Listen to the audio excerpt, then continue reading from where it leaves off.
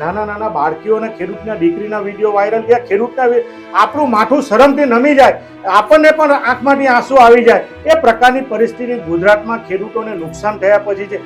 નમસ્કાર દર્શક મિત્રો, હોટલાઇન ન્યૂઝમાં આપનું સ્વાગત છે.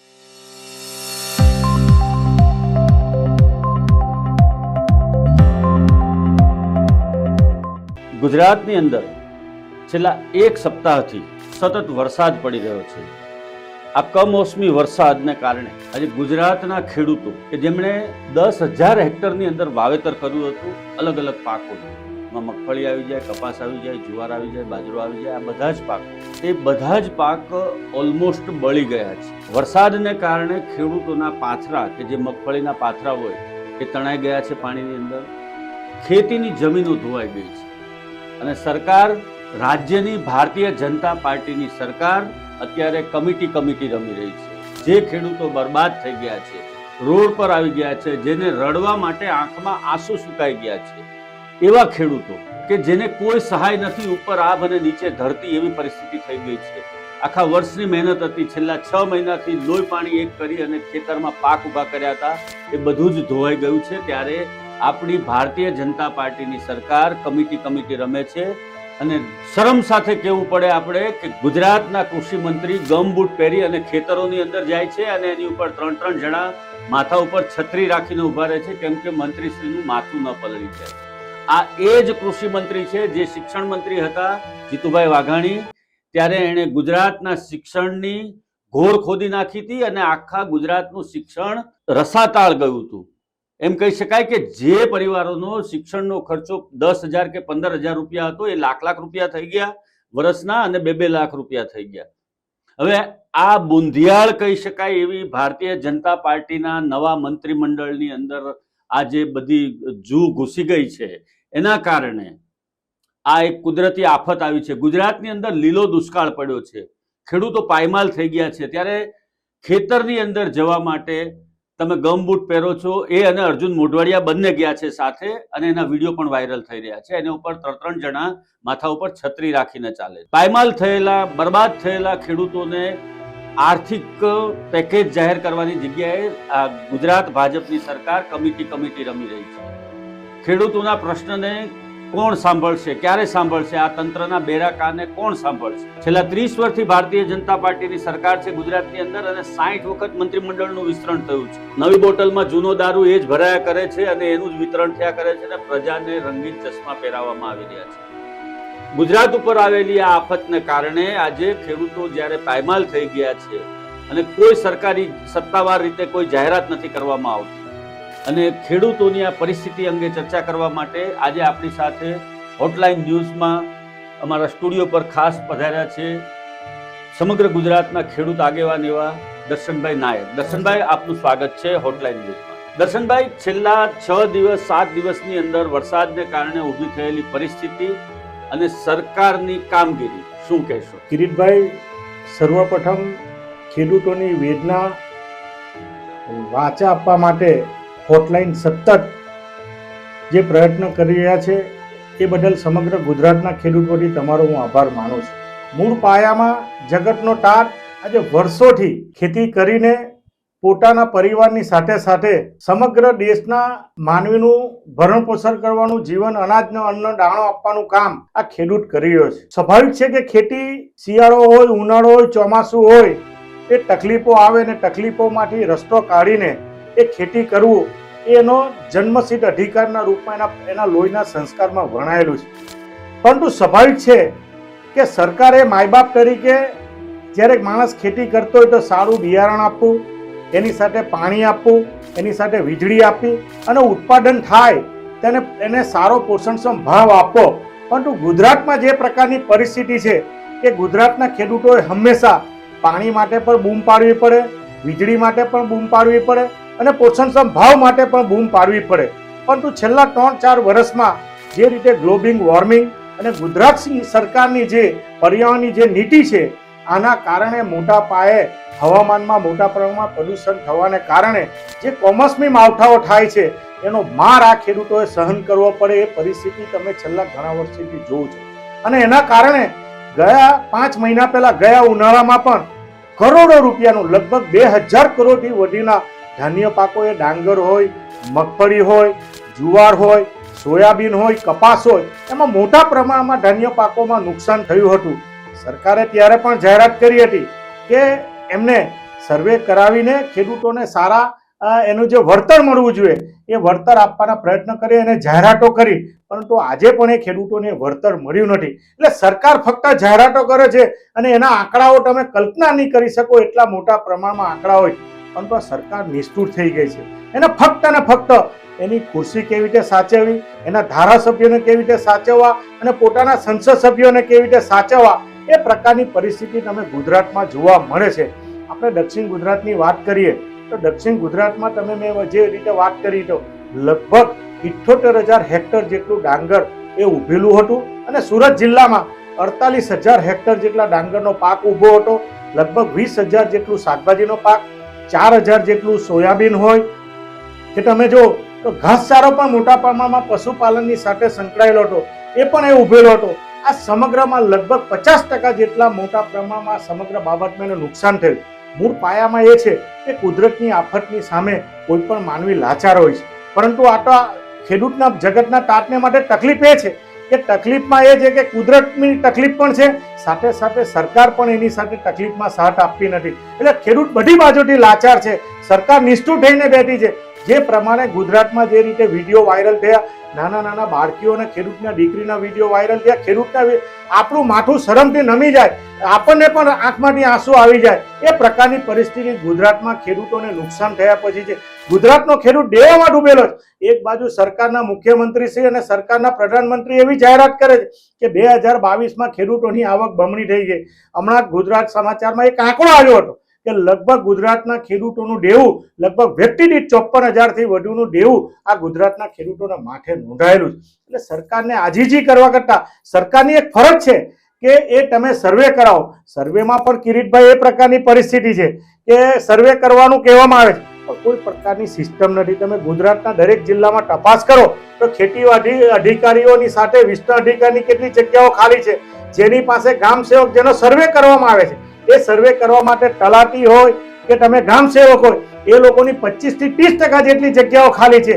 એક ગામ સેવક પાસે 8 થી 10 ગામના ચાર્જો છે. એટલે તમે કલ્પના કરો કે ખેડૂત એના પાકને બચાવવાનું કામ કરે, ખેડૂત એના ખેતરને સાફ કરવાનું કામ કરે કે આ સર્વે કરાવીને સર્વે કરવા માટે એ સર્વેના ગામ સેવકની રાહ જોય. એટલે સ્વાભાવિક છે કે ખેડૂત એ કોઈના પણ બાપડો નપતો નથી. ખેડૂત પોતાના સમાનથી દેવું કરીને પણ એ ખેતરને ફરીવાર પાછો આજે પણ વરસાદ હજુ અવિરત ચાલુ છે. સરકાર એવી જાહેરાત કરતી હતી કે કોઈ પણ સંજોગોમાં સારામાં સારું વળતર આપવામાં આવશે, પરંતુ આજે જે આંકડા આવ્યા છે કે હેક્ટરે 20 થી 25,000ની આસપાસ આજ દિન સુધીમાં કોઈ પણ પ્રકારની આવી જાહેરાત કરી નથી. SDRFના નિયમ, NDRFના નિયમ એવા છે કે 33%ની આસપાસ જો નુકસાન થાય તો એ જિલ્લામાં તે જ ખેડૂતોને વળતર આપવામાં આવે છે. અને જે સ્પેશિયલ પેકેજ જાહેરાત કરે છે એ નજીવું પેકેજ વીંગે તમને 4-5 હજાર રૂપિયાથી ઉપરનું હોતું નથી. નવાઈની વાત એ છે કે કેન્દ્ર સરકાર અને રાજ્ય સરકારે ડાંગરના ટેકાના ભાવ એવા જાહેરાત કરેલા છે કે ક્વિન્ટલે 2369 રૂપિયા, એટલે લગભગ એ મણે 473 રૂપિયા.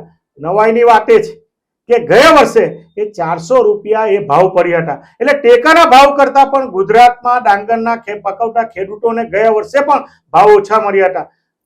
ભારતીય જનતા પાર્ટીની સરકાર ગુજરાતમાં પંચાયતી પાર્લામેન્ટ સુધી છે, સહકારી મંડળીઓમાં પણ ભારતીય જનતા પાર્ટીના તમામ મંડળીના ચેરમેનો ચૂંટાયેલા છે. તો કેમ સરકાર એમને એવું નથી કહેતી કે આ ડાંગરનો જે ટેકાના ભાવ છે એ પ્રમાણે તમે એની ખરીદી કરો અને ખેડૂતોને ચૂકવો, તો પણ એ ખેડૂતના ખભા પર હાથ મૂકેલો એવું સ્પષ્ટ દેખાય આવે. પરંતુ આ સરકાર ફક્ત ને ફક્ત વાતો કરે છે. નિષ્ઠુરતાથી ખેડૂત આજે દુઃખી છે અને દુઃખી થયેલા ખેડૂતની પર હાથ મૂકવાનું કામ સરકારે કરવું જોઈએ. પરંતુ ફોટો સેશનના નામે તમે જો નવસારી જિલ્લામાં પણ મંત્રી જે વાત કરતા હતા, સુરત જિલ્લામાં પણ જે રીતે વાત કરતા હતા, સમગ્ર ગુજરાતમાં એક પ્રકારનું વાતાવરણ એવું બનાવ્યું. અને કમોસમી વરસાદ આ એક વખત વર્ષે નથી પડ્યો, કમોસમી વરસાદ દર વર્ષે પડે છે. તમે સરકારના પ્રતિનિધિ છો, લોકોના પ્રતિનિધિ છો. સરકારને બદલે લોકોની સેવા કરવા માટે તમને ચૂંટીને મોકલ્યા છે. તો જ્યારે કોઈ આવી આફત આવતી હોય તો લોકોની વચ્ચે જઈને લોકોના ખભા પર હાથ મૂકીને એને સાંત્વના આપો. વળતર કરતા સાંત્વના આપીને એની જે વાત જો સરકારની સામે મૂકતા હોય તો આ ગુજરાતની પરિસ્થિતિ આ પ્રકારની ન હોય એવું કિરીટભાઈ મારું માનવું છે. બીજી વસ્તુ દર્શનભાઈ, સરકાર તદ્દન નિષ્ઠુર થઈ ગઈ છે, નપાવટ થઈ ગઈ છે. લોકોના હૃદયનો અવાજ અથવા એનું દુઃખ દર્દ સરકારના કાન સુધી પહોંચતું નથી. સરકારી અધિકારીઓ એની મસ્તીમાં જીવે છે. તમે મંત્રી થઈ ગયા, ધારાસભ્ય થઈ ગયા એટલે તમે તમારી મસ્તીમાં જીવો છો. આ એ જ સરકાર છે કે જે એના ધારાસભ્યોના પેન્શન વધારવા માટેના ખરડાઓ એક જ દિવસમાં પાસ કરી દે છે. ત્યારે એ લોકોને કોઈ કમિટી સમિતિની રચના કરવાની જરૂર નથી પડતી. અને બીજી વસ્તુ કે હાલમાં જે ગુજરાતમાં પરિસ્થિતિ ઊભી થઈ છે અને જે સતત વરસાદ પડી રહ્યો છે એને કારણે હું તમને ગામોના નામ સાથે દર્શનભાઈ કહી શકું કે સૌરાષ્ટ્રના જે વિસ્તારની અંદર બીટી કોટનનું જે ઉત્પાદન કરે છે, જે બીટી કોટન વાવે છે, કપાસ વાવે છે, એ લોકોને 1 વીઘાએ 25 મણ કપાસ ઉતરે એવું હતી પરિસ્થિતિ. આ વરસાદને કારણે એ જે કપાસના જે છોડ હોય એ ઝૂકી ગયા છે અને આજે 1 વીઘાએ 10 મણથી પણ ઓછો ઉતારો આવશે એવી એક પરિસ્થિતિ છે. મગફળીનો પાક તો મોટા ભાગે સંપૂર્ણપણે નાશ થઈ ગયો છે. એ જે પાથરા કરેલા હતા, ખેંચેલી મગફળી ખેતરમાં પડેલી હતી અને આ વરસાદ પડ્યો એના કારણે બધું ધોવાઈ ગયું છે અને મગફળી બિલકુલ જ પાણીની અંદર વહી ગઈ છે અને ભીંજાયેલી મગફળી હવે કોઈ કામની નથી રહેવાની, એ સડી જવાની છે. તો આ પરિસ્થિતિની અંદર સરકાર હજુ પણ આજે આ 7 દિવસ થયા, ખેડૂતોને આંખના આંસુ નથી સુકાતા, છતાં પણ હજી કમિટી બનાવવાની, વળતર માટેની પોલિસી નક્કી કરવાની અને અત્યાર સુધીમાં આપણે કહ્યું એ પ્રમાણે કઈ કમિટીએ કરેલી ભલામણો પ્રમાણે ખેડૂતોને વળતર મળ્યું છે? આ છેલ્લા 30 વર્ષના ઇતિહાસની અંદર તમે દાખલો બતાવો કે ખેડૂત માટે નક્કી કરેલી રકમ એને જમા મળી હોય એના એકાઉન્ટમાં. આ બાબતમાં શું કહેશો દર્શનભાઈ? 2014માં ભારતમાં જ્યારે લોકસભાની ચૂંટણી હતી ત્યારે ભારતીય જનતા પાર્ટીએ કપાસ પકવતા ખેડૂતોને કોંગ્રેસનો તમાચો એમ કહીને 1400 રૂપિયા ક્વિન્ટલે કપાસ એ રીતની જાહેર ખબર કરીને લોકોની લાગણીની સાથે રમત રમીને જે રીતે મોટા પ્રમાણમાં ખોબલે મતો લીધા હતા. આજે 2025માં જ્યારે ડબલ આવક કરનારી આ ભારતીય જનતા પાર્ટીની સરકાર 1400 રૂપિયાની નીચે 1200 રૂપિયા ક્વિન્ટલે કપાસ જાય એ પરિસ્થિતિનું નિર્માણ થયું છે. કિરીટભાઈ, ખેડૂતોને જે નુકસાન થયેલો માલ છે એ નુકસાન થયેલો માલની કિંમત કરતા જે ઉત્પાદન થયા પછી અને નુકસાન થયા પછી એનો જે ખર્ચ છે એના કરતા એના ખેતરને ફરીવાર તૈયાર કરવા માટે અને જે નુકસાન થયેલો માલને નિકાલ કરવા માટેનો જે ખર્ચ છે એની એને ચિંતા છે. સંઘર્ષ કરવા માટે ગુજરાતનો ખેડૂતની સમગ્ર દેશનો ખેડૂત તૈયાર છે.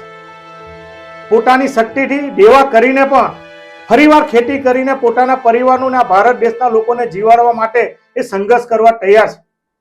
ત્યારે સરકારની જે જવાબદારી છે, એક દાખલો તમને આપું કે 1 વીઘા ડાંગર પકવવું હોય તો લગભગ એને ડાંગરને બિયારણનો ખર્ચ, એનો ખાતરનો ખર્ચ, એનો કાપણીનો ખર્ચ અને એનો નિકાલ કરવાનો ખર્ચ લગભગ 14 થી 15 હજાર રૂપિયા 1 વીઘાએ ખર્ચ આવે છે. એની સામે જે ખરીફ પાકમાં ચોમાસાનો જે ડાંગરનો ઉત્પાદન ખર્ચ જે ઉત્પાદન થાય છે એ લગભગ 40 થી 50 મણ જેટલો ડાંગરનો ઉતારો નીકળે છે. હાલની જે પરિસ્થિતિ છે એના કારણે ગ્રેડિંગમાં પણ નીચું આવવાનું છે.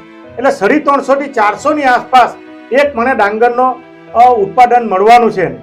એટલે તમે કલ્પના કરો કે 1 મણેને 350 રૂપિયા મળે તો 40 મણથી 45 મણની આસપાસ એને 14 થી 15 હજાર રૂપિયાને મળે વળતર. તો 15,000 ની સામે એનો ખર્ચ 14 થી 15,000 રૂપિયાનો ખર્ચ થાય તો તમે કલ્પના કરો કે વીંઘે ખેડૂતને 1 રૂપિયો મળવાનો નથી. આ પરિસ્થિતિનું નિર્માણ થયું છે અને નજરે આંગણે ગણી શકાય એવું છે. અને એ મંત્રીમાં બેઠેલો એ ભારતીય જનતા પાર્ટીનો પ્રમુખ પણ જાણે છે, ધારાસભ્ય પણ જાણે છે, સરકારનો મંત્રી પણ જાણે છે અને અધિકારી પણ જાણે છે. પરંતુ આ જે રમત છે એ રમત હંમેશા બિલાડીને ખોખોની રમત ચાલે છે અને કેવી રીતે સમય પસાર થાય, ખેડૂતો કેવી રીતે દુઃખી થાય અને પોતે લાગણીશીલ વધારે છે એ બતાવીને સરકાર બીજે ધ્યાન દોરવાનો પ્રયત્ન કરે છે. સરકારને વિનંતી કરીએ, એના પ્રતિનિધિઓને વિનંતી કરીએ કે તમે ફોટો સેશન કરવાને બદલે આવનારા દિવસોમાં જે ઘટના બની છે, કુદરતી નુકસાન થાય, કુદરતી આફત આવે, પરંતુ ફરીવાર આવી કુદરતી આફત આવે તો ગુજરાતમાં જ્યારે 35 વર્ષથી તમારું તાલુકા પંચાયત, જિલ્લા પંચાયત, વિધાનસભા અને કેન્દ્રમાં તમામ જગ્યાએ શાસન હોય તો એવી સિસ્ટમ બનાવીએ કે કોઈ પણ તકલીફ આવે તો ઓછામાં ઓછું નુકસાન ગુજરાતના ખેડૂતને થાય, ભારતના ખેડૂતને થાય એ પ્રકારની પરિસ્થિતિનું નિર્માણ થાય અને NDRF ને SDR ના આપના જે નિયમો છે એમાં પણ સુધારો કરીને અને આજના દિવસે અમે વારંવાર ગુજરાતના મુખ્યમંત્રીને પત્ર લખીને વિનંતી કરીએ છીએ કે જે ગુજરાતના ખેડૂતોએ જે ધિરાણ લીધું છે એ સંપૂર્ણ ધિરાણ માફ કરવામાં આવે અને એનું વ્યાજ પરનું ધિરાણ માફ કરવામાં આવે કે જેનાથી ખેડૂત ફરીવાર ખેતી કરે અને એનો પરિવાર જીવે એ પ્રકારની પરિસ્થિતિ ઊભી થાય એની માંગણી અમે આ હોટલાઇનના માધ્યમથી આપની મારફત સરકારને વિનંતી કરીએ છીએ. જય દર્શનભાઈ, બીજી એક વસ્તુ સૌથી વધારે જે દુઃખદાયક છે એ છે કે મહારાષ્ટ્રની અંદર કે આંધ્રપ્રદેશની અંદર ખેડૂતો આત્મહત્યા કરે છે. એના પાછળ પણ ત્યાંની સરકારો જવાબદાર હોય છે, સરકારની નીતિઓ જવાબદાર હોય છે. ગુજરાતનો જે ખેડૂત છે એ બને ત્યાં સુધી આપણે ત્યાં એ ઘટનાઓ ઓછી બને છે કે આત્મહત્યા કરતા હોય કે ખેતીના નુકસાનને કારણે કે એવું બધી બહુ ઓછી ઘટનાઓ હોય છે. એનું કારણ એ છે કે ગુજરાત બીજી રીતે આર્થિક રીતે સંપન્ન છે અને થોડું એ લોકોને અહીંયા જીવવાનું બળ મળી રહે છે. તો આ જે પરિસ્થિતિ છેલ્લા 6 દિવસની અંદર બની છે, વાવાઝોડું અને વરસાદ, એમ કહી શકાય કે અનરાધાર વરસાદ પડ્યો છે, 7-7 ઇંચ વરસાદ પડ્યો છે, ખેતરમાં પાક પડેલા હતા અને એ જે નુકસાની થઈ છે એના બાબતમાં જો સરકાર ધારે તો એને સહકારી મંડળીઓની લોન માફ કરી શકે છે, એના વ્યાજ માફ કરી શકે છે અને નવા ધિરાણ આપી અને ખેડૂતોને ફરી વખત બેઠા કરી શકે છે. એને માટે જોઈએ તો સરકારે પેટ્રોલ કે ડીઝલ ઉપર સેસ લઈ લેવો જોઈએ કે એના ઉપર જે કંઈ પ્રમાણે આર્થિક રીતે ખેડૂતને પગભર કરવા માટેના જે કોઈ ટેક્સેશન લેવા પડે એ પણ પ્રજા પાસેથી લો. તમે પ્રજા ટેક્સ ભરવા માટે તૈયાર છે, પરંતુ તમે આટલા લાખો કરોડોનું જીએસટી ઉઘરાવો છો, ખેડૂતના ભાગમાં શું આવે છે? તમે ગુજરાતમાંથી આટલો ઇન્કમ ટેક્સ ઉઘરાવો છો, ખેડૂતના ભાગમાં શું આવે છે? જે આ જગતનો તાત જેને કહીએ છીએ આપણે ત્યાં એમ કહીએ છીએ કે જય જવાન જય કિસાન. બોર્ડર ઉપર જેટલું મહત્વ સૈનિકનું છે એટલું મહત્વ દેશની અંદર કિસાનનું છે. કેમ કે એ જો રોટલો, એ જે અનાજ ઉગાડે છે, શાકભાજી ઉગાડે છે, એનાથી આપણા પેટ ભરાય છે, એ આપણું પાલન કરે છે. જગતનો તાત કીધો છે એને. અને તમે કે હું ખેતી કરવા નથી જવાના, પરંતુ એક કાળી મજૂરી કરીને ખેતરની અંદર વરસતા વરસાદની અંદર પણ કામ કરે છે, કડકડતી ઠંડીની અંદર કામ કરે છે અને ઉનાળાના ધોમધકતા તાપની અંદર પણ એ ખેતરમાં કામ કરે છે.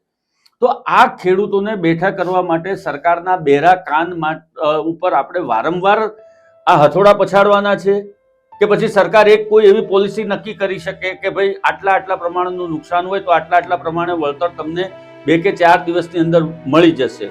પરંતુ ના, આ જે વળતરની રકમો હોય છે એ કાં તો સરકારની તિજોરીમાં પડી રહે છે અને લેપ્સ થઈ જાય છે રકમ, અથવા તો અધિકારીઓ બારોબાર ચાવ કરી જાય છે.